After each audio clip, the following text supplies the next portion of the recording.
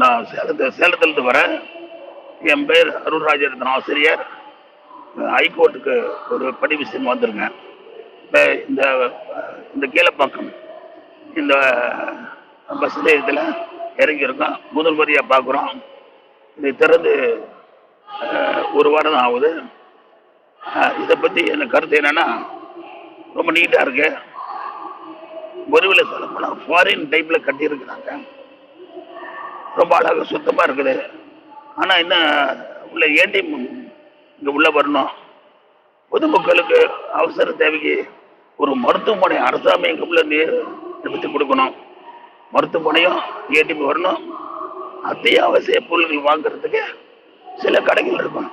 அங்கங்கே சில கடைகள் இதுதான் வசதியாக இருக்கும். மற்றபடி இது மக்களுக்கு முழுமையாக பயன் தருகின்ற நல்ல ஒரு பயன்பாட்டு இடம். இப்போ இந்த பேருந்து நிலையத்தில் வந்து பார்த்தீங்கன்னா ஒரு 4 லைன் இல்லை. திறந்து ஒரு வாரம் தான் ஆகுது. மக்கள் தேவைகள் என்னங்குது அரசாங்கம் ஒன்று ஒன்றா கண்டறிந்து அதை பூர்த்தி செய்யணும். நீங்கள் சொல்கிற கோரிக்கைகள் அத்தியாவசிய அப்போ அங்கே எங்கே கடைகள் தேவையான அத்தியாவசிய கடைகள் திறந்தால் இன்னும் பயனுள்ளதாக இருக்கணும். அது அரசாங்கம் செய்யும்.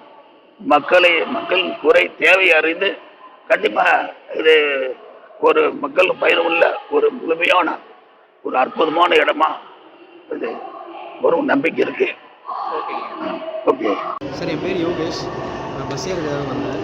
ஆக்சுவலாக பார்த்தீங்கன்னா உள்ளே வந்து ஒரு 100 கடை கிட்ட இருக்குது.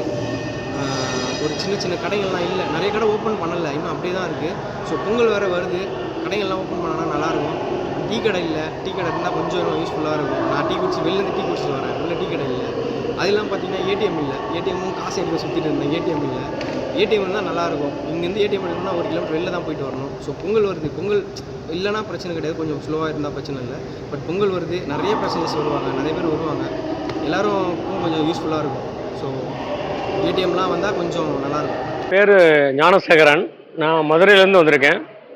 பட் என்னென்னா ஒரு கம்பெனியுடைய மீட்டிங்காக ஹைதராபாத் போயிட்டு நான் சென்ட்ரல்லேருந்து அங்கே கோயம்பேடோ அல்லது பழைய இது கோயம்பேடு தான் போகணுன்னு சொல்லி கேட்டேன். ஆனால் கோயம்பேடில் பஸ்ஸு கிளம்பல அப்படின்ட்டாங்க எல்லாருமே. அப்போ என்னன்னா புதுசாக ஓப்பன் பண்ணியிருக்காங்க 30ஆம் தேதி முதலமைச்சர் அவர்கள் அப்படின்னாங்க. இது நல்ல திட்டம் தான். பட் வந்து உள்ள டிராஃபிக்கை வந்து கம்மி பண்ணும். டிராஃபிக் எதுவுமே இருக்காது. அவுட்டர் போகிறதுக்கு ஈஸியான நல்ல திட்டங்கள் இது வந்து ஃபியூச்சரில் வந்து நல்லா தான் வரும். ஆனால் அது எந்த ஒரு முன்னேற்பாடுகளும் பண்ணாமல் மக்கள் வந்து அவதிப்படுறாங்க. இப்போ நான் வந்து சென்ட்ரல்லேருந்து வண்டலூருக்கு வந்து ட்ரெயின்லேருந்து அங்கேருந்து வண்டலூர் ஸ்டேஷன்லேருந்து இங்கே உள்ள பஸ் ஸ்டாண்டுக்கே ஒரு 1 கிலோமீட்டர் உள்ளே நடக்க வேண்டியது இருக்குது. ஆனால் எந்த ஒரு டீ சாப்பிட்றதுக்கு மட்டும் ஒரு ஆவின் மட்டும் ஆரம்பிச்சிருக்காங்க. பட் டீ சாப்பிட்றதுக்கோ டிஃபன் பண்ணுறதுக்கோ எந்த ஒரு கடைகளும் முன்னேற்பாடு பண்ணாமல் திட்டங்களை செயல்படுத்தாமல் அவசர இதில் இதை ஓப்பன் பண்ணியிருக்காங்க. மக்களும் அவதிப்படுறாங்க ரொம்ப. கடைகள் வந்து இங்கே கட்டியிருக்காங்க. ஆனால் கட்டியிருக்காங்க, எத்தனை கடைகள் திறந்துருக்கு பார்த்தீங்கன்னா? அதை நான் பார்த்ததுல ஒன்று டீ கடை ஆவின்னு, ஒன்று காவேரி மருத்துவமனை. ஒரு நைட்டு காவேரி மருத்துவமனையிலேருந்து அது ஒரு கவுண்டர் நான் சுற்றி பார்த்தேன், பஸ் ஸ்டாண்டை பார்த்தேன். பட் என்ன திட்டம் நல்லா இருக்குது, பட் இது ஃபீச்சர். ஆனால் அதுக்கு முன்னேற்பாடுகள் மக்களை அவதிப்படுத்தாமல் செய்யணும். மக்கள் ரொம்ப அவதிப்படுறாங்க. கோயம்பேடு என்ன முன் அறிவிப்புகள் செய்யலை, ஓப்பன் பண்ணி வச்சிட்டாங்க. பட் அது மக்களுக்கு அறிவிச்சு அதை அவங்களுக்கு வழி நடத்தணும். ஆனால் எந்த கடையுமே இங்கே இல்லை. எல்லோரும் மக்கள் அவதிப்படுறாங்க. நடந்து போய் ஊரை பக்கமோ அல்லது வண்டலூர் பக்கமோ போய் சாப்பிட்டு பிறகு திரும்ப வந்து வரணும். ஆக்சுவலாக வந்து என்னங்கள் அதாவது திட்டம் வந்து உள்ள டிராபிக் குறைக்கிறதுக்காக இது திட்டம் போட்டது. ஆனால் மக்களை வந்து அவதிப்படுத்தக்கூடாது. மக்கள் ஆட்சி பண்ணணும்னா மக்களை அவதிப்படுத்தி இதை வந்து செய்யக்கூடாது. அது முன்ன ஏற்பாடுகள் கடைகள்லாம் ஓப்பன் பண்ணி அவங்களுக்கு டெண்டர் விட்டு அவங்களுக்கெல்லாம் பண்ணி இது பண்ணணும். பட் ஒரு சில அர்ஜென்ட் கடைகள் டிஃபன் மெயின் காஃபி ஒன்று தான் இருக்குது. டிஃபன் கட்டாயம் இருக்கணும்.